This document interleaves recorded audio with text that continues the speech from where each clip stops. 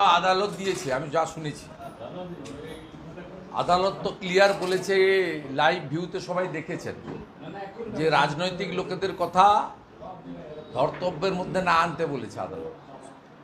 তার মানে পশ্চিমবাংলার রাজনৈতিক নেতৃত্ব কর্তৃত্ব যারা ফলান, তাদের বিশ্বাসযোগ্যতাটা নেই।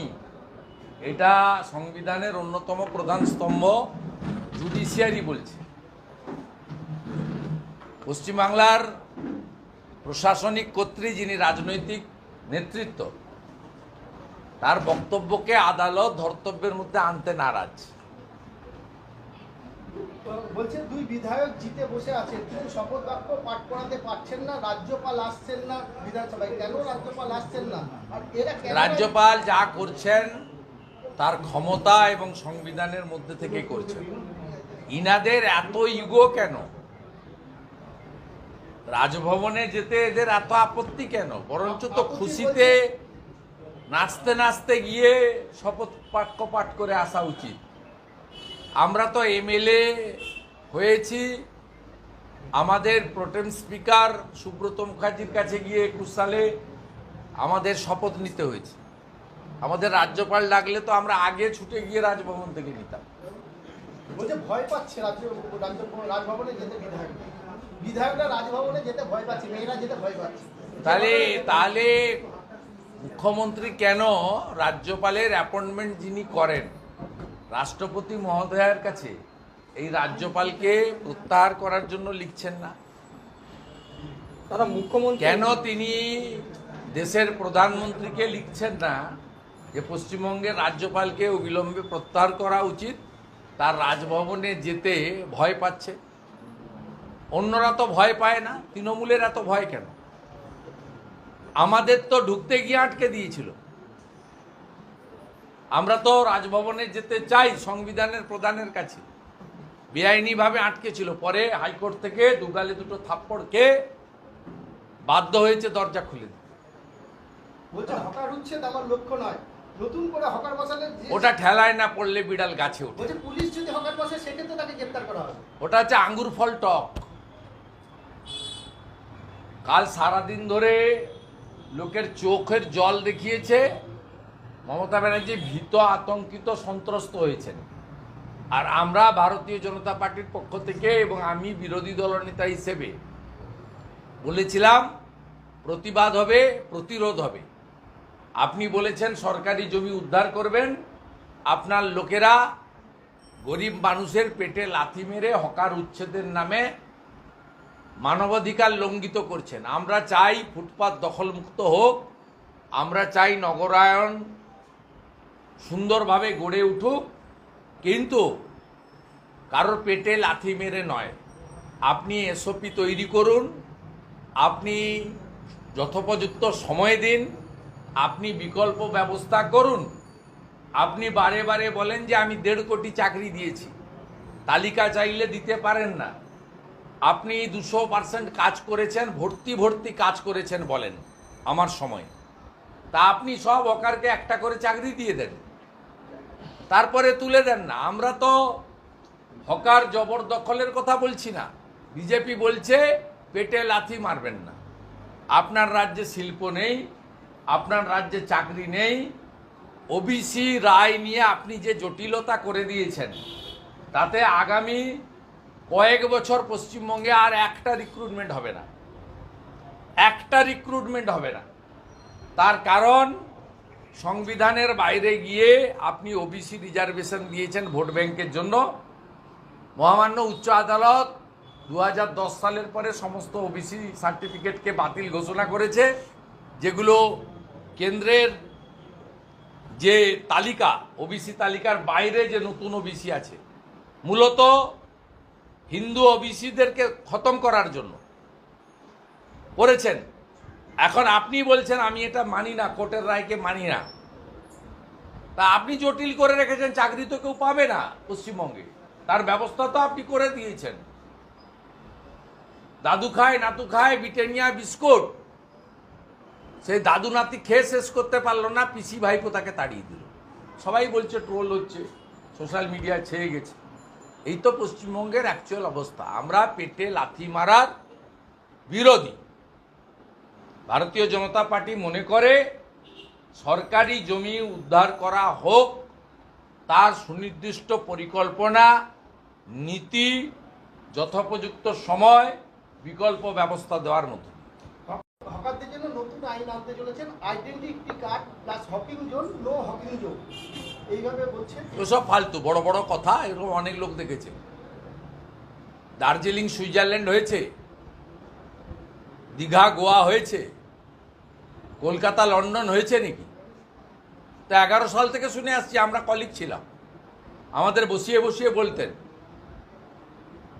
21 সালের আগে বলেছেন ডবল ডবল চাকরি, 11 সালের আগে বলেছেন ডিএ সরকারি কর্মচারীদের অধিকার, 11-র আগে বলেছেন আমাকে ক্ষমতায় আনুন, শিল্প কি করে আনতে হয় দেখিয়ে দেবো। আপনি তো ডিনামাইট দিয়ে শিল্প কি করে উড়াতে হয় দেখিয়ে দিয়েছেন। অতএব আপনার দ্বারা এগুলো কিছু হবে না। আর আপনি ইরিগেশনের জায়গা উদ্ধার করতে বলেছেন, আপনি নিজেই আপনি যেখানে থাকেন কালীঘাটের নালা আপনি নিজে বুঝিয়েছেন। আপনার বাড়ির সামনে যে সভাগৃহ আছে তার পিছনটা ভরাট করে হয়েছে টালি নালা। আপনার বাড়ির পাশে যে মিটিংয়ে যারা আসে সর্বসাধারণের যে ব্যবহারের জন্য যে ল্যাবরেটরিটা, ওয়াশরুম, সেটা তো টালি নালা বুঝিয়ে হয়েছে। আমি তো তার সাক্ষী। আমি তো ওই ওয়াশরুম অনেকবার ব্যবহার করেছি মিটিং করতে গিয়ে। আমি তো দেখেছি আপনি নালা বন্ধ করেছেন। আপনি আগে শুরুটা করুন, চ্যারিটি বিগিনস অ্যাট হোম, আপনার বাড়ি থেকে। দাদা এক লাস্ট প্রশ্ন আমার, সেটা হচ্ছে শান্তিপুরে আজকে বড় বোমা বাঁধতে গিয়ে বোমা বিস্ফোরণে মৃত্যু ঘটেছে একজনের, ভাগীরথী নদীর চর, সেই চরের মধ্যে বোমা বাঁধা হচ্ছে। সেই বোমা হয়তো বাঁধছিল এখানে উপনির্বাচন আছে ব্যবহার করার জন্য। আপনি তো দেখছেন রহিম শেখ মুর্শিদাবাদের রঘুনাথগঞ্জ 2 সমস্তিপুর গ্রাম পঞ্চায়েতের তৃণমূলের মেম্বার, আমি সোশ্যাল মিডিয়ায় পোস্ট করেছি। জল আর রাস্তার দাবিতে পঞ্চায়েত ঘেরাও করতে এসেছিল জনগণ, 2 হাতে 2টো পেটো নিয়ে ছুটতে ছুটতে যাচ্ছে রহিম শেখ, বোম ফাটাতে ফাটাতে পাবলিককে ডিসপার্স করার জন্য। গোটা রাজ্যটাকে যৌতুকগৃহ করেছে। বারে বারে যেটা বলি ওটা বলি শেষ করব, বুড়িমার চকলেট বোম পাওয়া যায় না, কিন্তু পিসির বোম সব জায়গায় পাওয়া যাচ্ছে। একটা কোশ্চেন আছে, মুখ্যমন্ত্রী হুঁশিয়ারির পর অ্যাকশন জমি কেলেঙ্কারির অভিযোগে গ্রেপ্তার শিলিগুড়ি তৃণমূল নেতা দেবাশিস, এই বিষয়টা আইওয়াস ইমেজ বিল্ড আপ করার জন্য। এই কেসে চার্জশিটও হবে না, কনভিকশনও হবে না। ওকে এসি রুমে রাত্রে কয়েকদিন রাখা হবে পিসির নামে, পরে জেসির নামে শাহজাহান যেমন আছে মোবাইল ব্যবহার করছে, খাসির মাংস খাচ্ছে, লুচি আর ছোলার ডাল খাচ্ছে, বাড়ির লোকের সঙ্গে কথা বলছে, এরকম 2-4 দিন 5 দিন হবে। আপনারা মিডিয়া হাইপ তুলবেন, তারপরে মিডিয়াও আউট হয়ে যাবে, out of sight out of mind. Debashis বাবু আবার স্বমহিমায় থাকবেন। কমপ্লিটলি আইওয়াস, চার্জশিটও হবে না, কনভিকশন হবে। গোটা রাজ্য জুড়ে যে তিনি হকার হচ্ছেন, সরকারি জমি কথা বলছেন, তারপর অনেক পৌরসভা এখনো পর্যন্ত ওনার কথা শুনছেন না, এখনো পর্যন্ত কোনো উদ্যোগ না শুনবে না কেন? কর্মচারীরা মালিকের কথা শুনতে বাধ্য। কোনো পৌরসভাতে ভোট হয়নি, এই লোকসভা নির্বাচনে প্রমাণ হয়েছে। 69টা পুরসভাতে তৃণমূল কংগ্রেস হেরেছে। এই রানাঘাট শহরে একটা ওয়ার্ডে লিড পায়নি, অথচ এমন ভোট করলেন এখানে বিজেপি মাত্র একটা সিট পেল। আপনি নিজে বিশ্বাস করেন?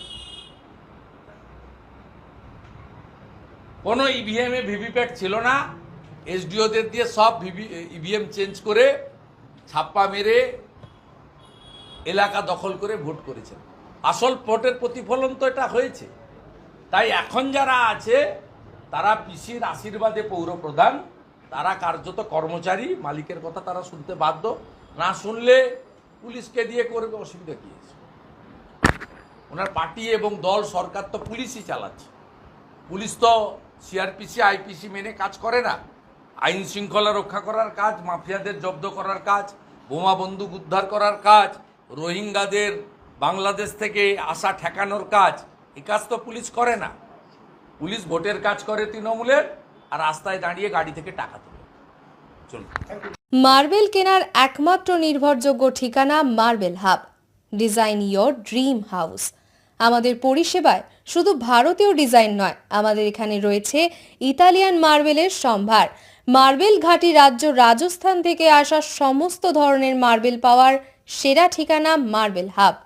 আর শুধু মার্বেলই নয়, আমাদের এখানে রয়েছে টাইলসের নামি দামি কোম্পানির বিপুল সম্ভার।